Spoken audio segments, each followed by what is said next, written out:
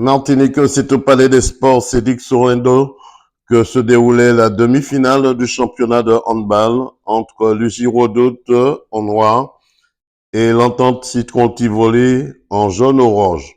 C'est l'UJ Redoute qui remporte cette demi-finale et rencontrera en finale l'Entente Meg. Écoutons la présidente de la Ligue de handball. Marie-Clotilde Andy-Dessos, présidente de la Ligue de handball de Martinique. Alors, président, c'est vrai, parlez-moi, c'est vrai, la Ligue de handball a passé des mauvais moments parce que vous avez perdu des proches, très proches du Phénix franciscain, on le sait. Parlez-moi de la Ligue de handball depuis votre prise de fonction. Écoutez, on a effectivement essayé, à partir de notre programme, de mettre en place déjà du recyclage pour l'ensemble de nos entraîneurs. Nous allons la semaine prochaine accueillir les directeurs techniques nationaux qui viendront nous accompagner et surtout accompagner les clubs et les coachs sur la restructuration, les moyens qui sont mis en œuvre pour qu'ils puissent développer chacune de leurs structures. Et puis là, en ce moment, nous sommes en plein dans les demi-finales de poule des As. Et samedi, nous aurons nous sommes sur les demi-finales de coupe. Et samedi, c'est la finale de la coupe. Et on va enchaîner la fin du championnat pour préparer la poule des As. Donc, nous sommes rentrés dans une dynamique, effectivement, de diagnostic et d'accompagnement des clubs afin que l'année prochaine, nous puissions démarrer les plans de formation des entraîneurs afin de faire monter en compétence nos jeunes surtout. Alors, est-ce qu'elle dit que la Ligue se porte bien? Alors, la Ligue essaie de se porter bien parce que c'est pas si facile que ça. Cette année, nous ne pouvons pas bénéficier des fonds de la collectivité territoriale comme toutes les autres ligues. Donc, nous allons essayer de faire comme tout le monde, de travailler avec l'ensemble des partenaires pour voir quels sont ceux qui veulent nous accompagner dans un projet qui se veut ambitieux puisque nous voulons travailler de l'école jusqu'au club. Et pour ce faire, il nous faut former nos cadres.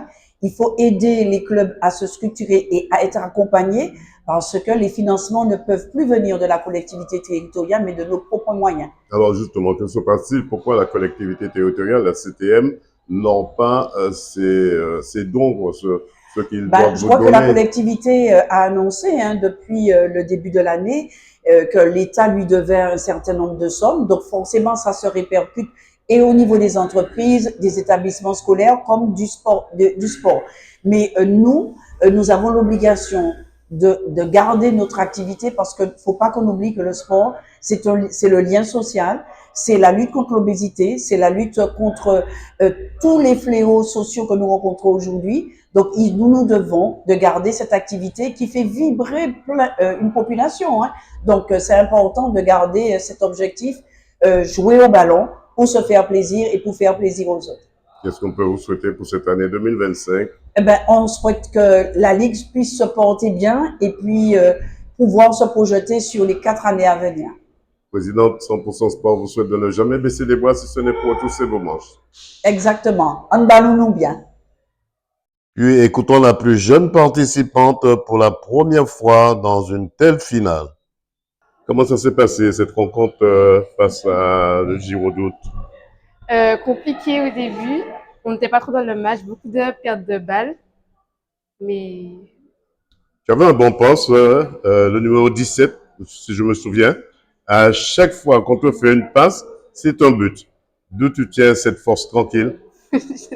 En tout cas, tu n'as jamais loupé aucune de tes passes que tu as eues. Tu n'as jamais loupé. À chaque fois, c'est dans le filet. C'est une réussite pour toi. On peut s'appuyer sur toi. Comment ça se passe ton premier match en senior? Comment tu as intégré cette équipe de seniors? elles m'ont très bien accueilli. Elles m'ont rassuré dès le début. Et franchement, quand j'étais dans le match, ça s'est bien passé. J'étais pas stressée. Tu étais la plus jeune du groupe en même temps. Quel effet que ça te fait d'être aussi jeune et participer avec ces ténors du handball à côté de toi? Ben, c'est bien. Tu avais un poste quand même assez exceptionnel. Oui. Tu étais bien placé et à chaque fois qu'on te donne un ballon, c'est dans les buts. Comment tu peux expliquer ça? Mais l'entraînement. Ça veut dire que tu as marqué ton empreinte, tu n'es pas entré dans ce club pour rien ou dans cette équipe pour rien. Tu les as montré que tu as des qualités et des capacités. Oui. Je leur ai montré qu'elles pouvaient me faire confiance. Et voilà. 100% Sport te souhaite de ne jamais baisser les bras si ce n'est pour retrousser tes manches. Capitaine, Oui. une belle finale, on va dire déjà, mais une belle victoire. Mais en deuxième mi-temps, vous vous êtes fait peur vous-même. Pourquoi? Ben, manque de patience, peut-être la peur aussi de revoir le scénario de l'année dernière se reproduire. Donc voilà. Mais À 24-19, c'est vrai, vous avez laissé. On peut dire que vous avez baissé les bras un moment. pas vraiment, je pense que c'était peut-être la panique, un petit peu de panique. On est quand même une jeune équipe, donc voilà, on apprend encore, on travaille encore, donc voilà. En tout cas, une belle victoire. Vous arrivez en finale et vous allez rencontrer très bientôt l'Entente-Med.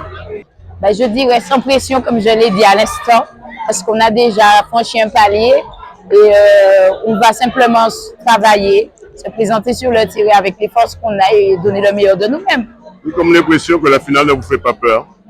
Pourquoi une finale nous ferait peur? On travaille comme toutes les équipes, je pense, et ça se voit aujourd'hui, c'est le résultat du travail. Qu'est-ce qu'on peut vous souhaiter pour cette année 2025? Eh bien, d'atteindre nos objectifs. Voilà. Voilà, une belle demi-finale de Giro d'août qui retrouvera en finale l'Entente-Meg où tous les coups sont permis pour décrocher enfin cette grande finale de handball. Reportage Daniel Diaz, 100% Sport, KMT Télévision.